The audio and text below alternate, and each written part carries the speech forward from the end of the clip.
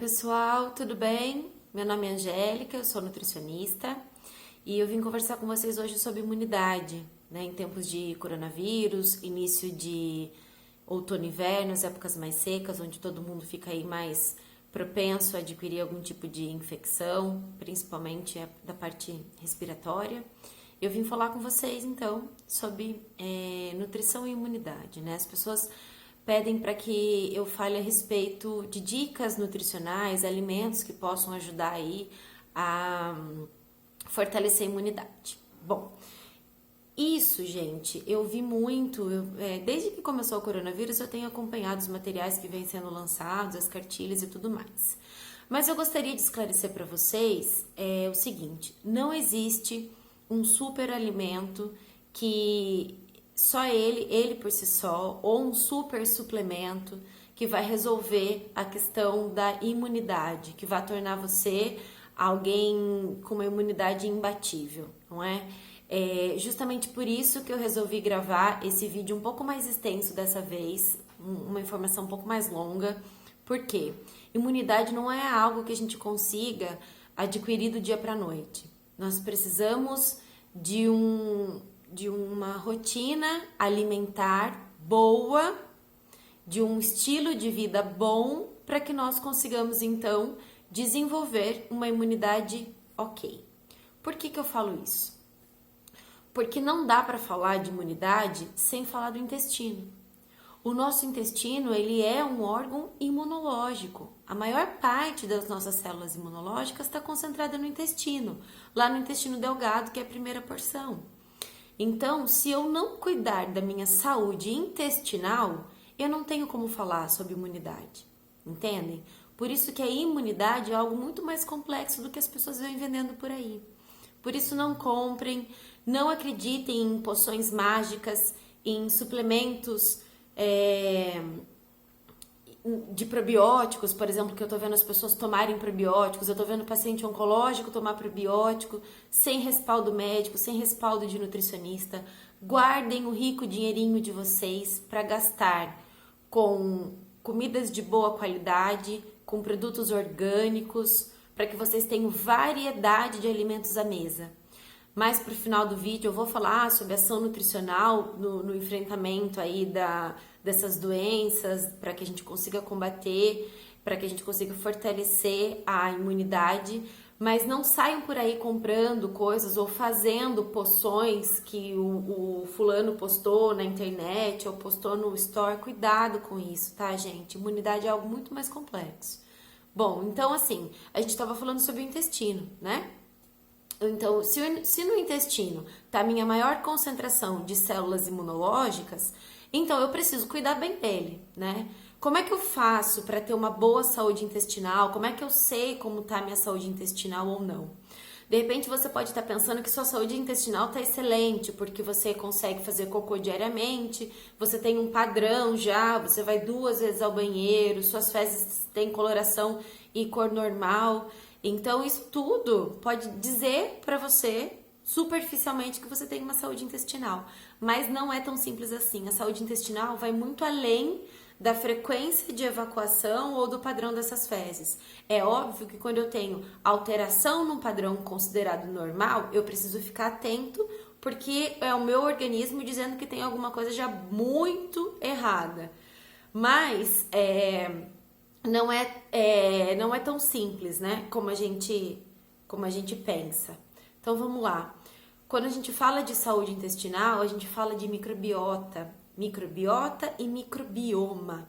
Microbioma são todos os fungos, bactérias, micróbios que compõem aí o nosso intestino. Microbiota são exclusivamente as bactérias que compõem esse intestino. Então, quando eu trato com carinho, dou substrato, dou alimento bom para que essas boas bactérias se fortaleçam, obviamente eu vou ter um sistema imunológico mais eficaz.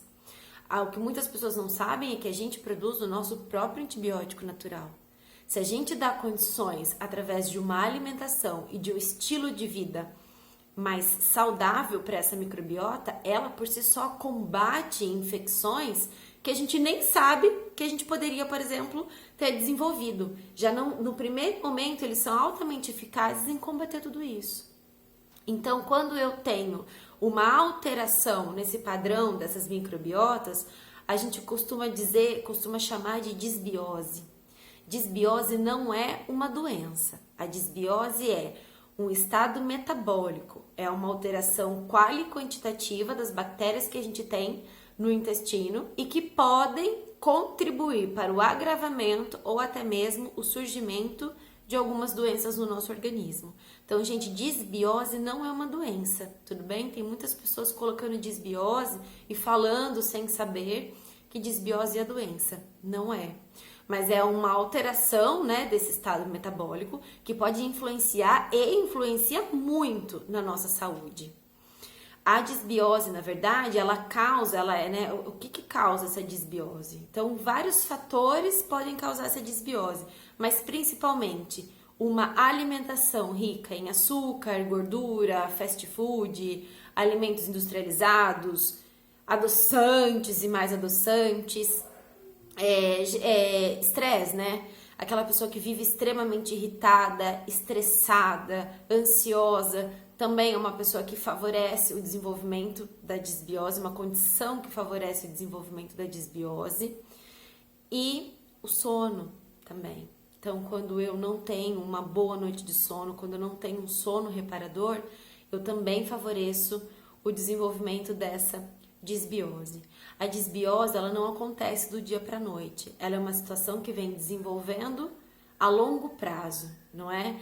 E dificilmente eu vou desenvolver uma doença porque eu desenvolvi disbiose. Normalmente a disbiose vem junto com uma doença de base, por exemplo, um diabetes, uma obesidade ou alguma outra doença crônica, tá? Como é que eu vou saber que eu tenho ou não disbiose? Então, a gente avalia vários sinais e sintomas para fechar o diagnóstico. Porém, quando eu tenho alteração na consistência das minhas fezes, seja para constipação, que é o ressecamento, ou diarreia, ou mesmo uma alternância, hora eu estou constipado, hora estou diarreico, sem o uso de laxantes, tá, gente? Se eu tenho uma formação de gases, um abdômen globoso e doloroso a cada ingesta de alimento, se eu tenho dificuldade, quando eu vou evacuar, eu tenho a impressão de que eu não esvaziei esse intestino por completo. Tudo isso são sinais de que há a possibilidade de você estar com disbiose. Também aquelas pessoas que têm infecção de repetição, as rinites que nunca melhoram, as sinusites, infecção de urina, candidíase, pessoas que têm enxaqueca frequentemente, fibromialgia, alteração de humor, tudo isso pode ser um indicativo de presença de disbiose. Então, o nosso intestino, chamado de segundo cérebro, nessa conexão, esse eixo intestino-cérebro, também faz com que a alteração dessa microbiota, essa disbiose, ela possa agir e age diretamente nas nossas alterações de humor. Então, tem muita gente aí tomando medicamento para ansiedade, para alteração de humor, quando muitas vezes a mudança no padrão alimentar já seria altamente eficaz para cuidar disso tudo. Então, atenção, gente, nutrição vai muito além, tá? Um bom profissional, um bom nutricionista avalia você e muitas vezes a gente identifica algumas patologias ao início de algumas questões, né, de algumas doenças, muito antes mesmo do que vocês imaginam. Então, procurem um nutricionista, tá? Para cuidar de vocês. Vou aqui puxar a sardinha pro meu lado, não tenho como, nesse momento, não fazer isso. Mas o nutricionista é um profissional, um bom nutricionista é um profissional habilitado muitas vezes para ajudar vocês a tratarem aí várias outras doenças.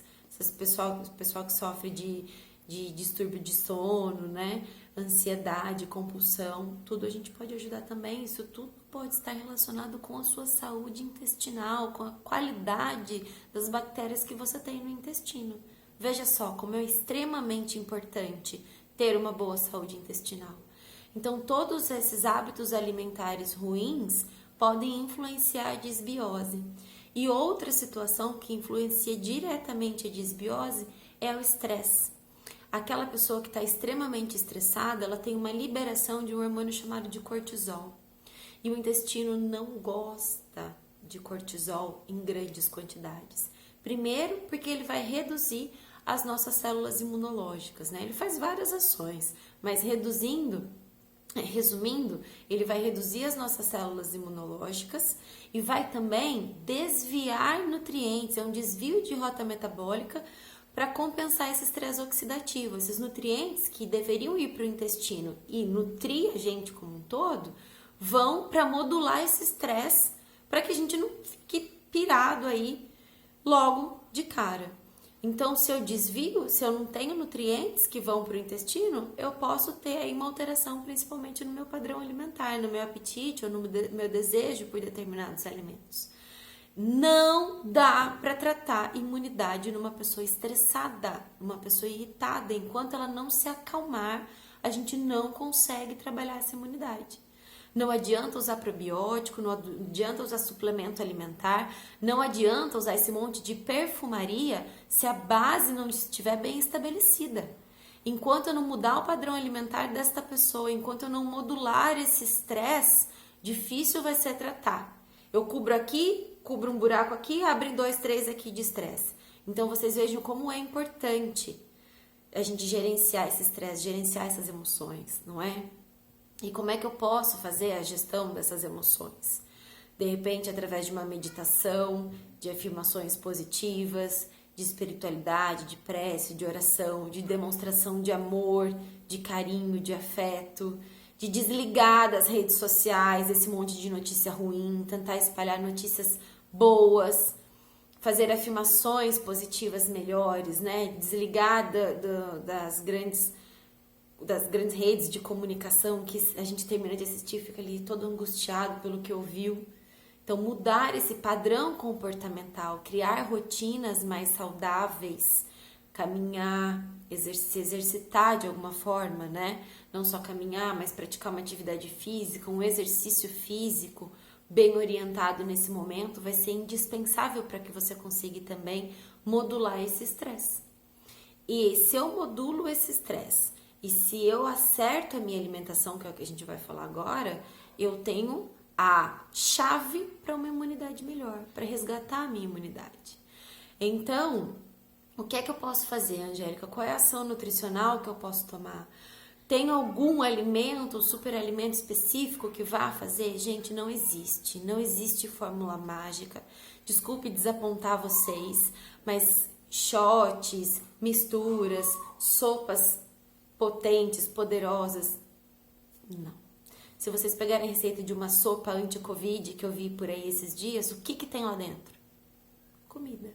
Tem espinafre, tem quinoa, tem azeite, tem batata, tem cenoura, comida do dia a dia, né? O que o intestino gosta para resgatar, para que a gente consiga repor aí esses micro-organismos, repor essa microbiota intestinal?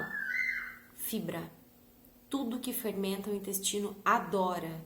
Então, se eu colocar legume, fruta, verdura, arroz e feijão, cereais, sementes, tudo que fermenta, o meu intestino vai adorar.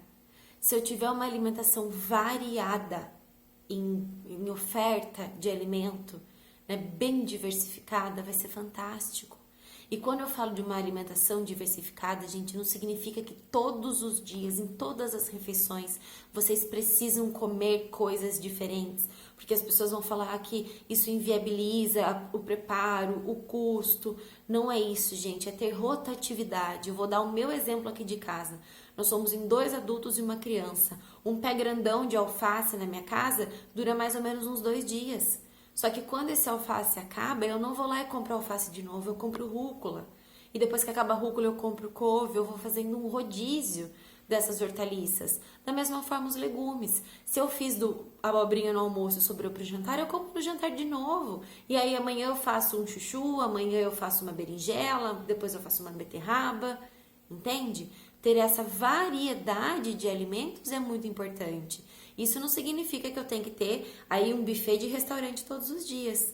Mas sim eu tenho que ter essa rotatividade. não é? Até para não estragar, para vocês não terem perda, porque não é tempo de desperdício. Nunca foi tempo de desperdício de alimento. Então, o que eu tenho para dizer para vocês? Incorporem no dia a dia de vocês, na rotina de vocês, principalmente neste período, alimentos que possam ser consumidos com cascas, frutas que possam ser consumidas com casca, por exemplo, maçã, goiaba, pera, ameixa, pêssego. Coloquem alimentos que são da época, da safra, que são menos contaminados. Prezem pelos orgânicos, quem tem a oportunidade, quem tem o acesso. Usem sementes, usem chia, linhaça, semente de girassol é excelente, semente de abóbora, que mais? Lentilha, grão de bico. Quem gosta de quinoa, utilize quinoa, que é fantástico. Utilizem vinagre de maçã, excelente pra gente, tem maçã antifúngica super legal. Então, o vinagre de maçã que a gente compra em casa de produto natural, não esses de litrão de mercado, que não é muito interessante. De preferência, se vir uma garrafa de vidro, é mais legal. Usem óleo de coco para quem gosta, para quem tem acesso.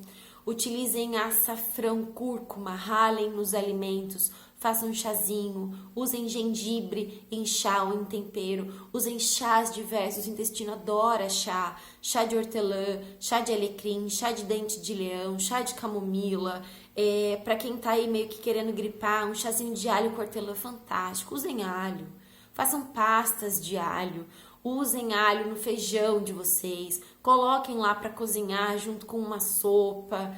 Alho é fantástico, é sensacional para a saúde, não é? Eu não sei quem aí andou falando que alho não é bom. As pessoas fogem do arroz com feijão. Os carbofóbicos ficam endemonizando praticamente o arroz e feijão. É uma combinação que favorece tanto o nosso intestino. Nosso intestino gosta tanto de arroz e feijão. Arroz e feijão não engorda, meu povo. Engorda as comidas que vocês pedem de fast food, nos deliveries da vida, nos aplicativos. Isso sim engorda. Isso sim faz mal. Isso gera desbiose. Comer arroz com feijão nunca na vida gerou nenhum tipo de problema. De forma equilibrada e aí compensada com outros alimentos. Tudo bem?